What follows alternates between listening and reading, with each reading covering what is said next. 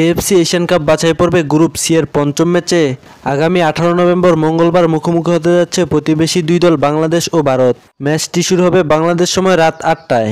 এটি উভয় দলের জন্য গুরুত্বপূর্ণ এক ম্যাচ হতে যাচ্ছে, কারণ গ্রুপ পর্ব শেষের আগের এই লড়াই তাদের পয়েন্ট টেবিলের তলানি থেকে ওঠার শেষ সুযোগগুলোর একটি। গ্রুপ সি এর পরিসংখ্যান বলছে দুই দলের অবস্থান এখন হুবহুব একরকম। 4 ম্যাচ শেষে বাংলাদেশ ও ভারত উভয়ই 2 পয়েন্ট করে সংগ্রহ করেছে। দুই দলের ফলাফল একই, জয় 0, 2টি ড্র ও 2টি হার। গোল পার্থক্যের ক্ষেত্রেও তারা সমান অবস্থানে রয়েছে 2 করে। তবে গোল করার দিক থেকে বাংলাদেশ সামান্য এগিয়ে। বাংলাদেশ 4 ম্যাচে 5 গোল দিয়েছে, খেয়েছে 7 গোল। ভারত 4 ম্যাচে 2 গোল দিয়েছে, খেয়েছে 4 গোল।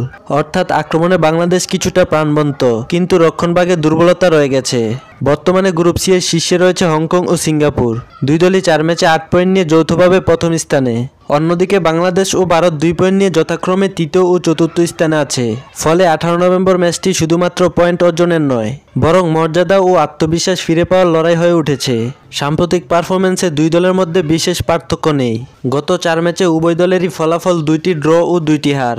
ফলে ম্যাচটি হতে পারে সমানে সমান এক প্রতিদ্বন্দ্বিতা, যেখানে এক গোলই নির্ধারণ করতে পারে জয় পরাজয়। এই ম্যাচে জয়ী দল পাবে মূল্যবান 3 পয়েন্ট, যা তাদের এএফসি এশিয়ান কাপের পরবর্তী ধাপে আশা জাগিয়ে রাখতে পারে। অন্যদিকে হার মানে কার্যত বিদায়। তাই দুই দলই মাঠে নামবে সর্বোচ্চ প্রতিদ্বন্দ্বিতা নিয়ে। লাইভ দেখার উপায়: ম্যাচটি সম্প্রচার করবে বিভিন্ন স্পোর্টস চ্যানেল। বাংলাদেশের টি স্পোর্টস চ্যানেল। বাংলাদেশ ও ভারতের মধ্যকার ফুটবল লড়াই সবসময় বিশেষ আবেগের জায়গা দুই দেশের সমর্থকদের মধ্যে।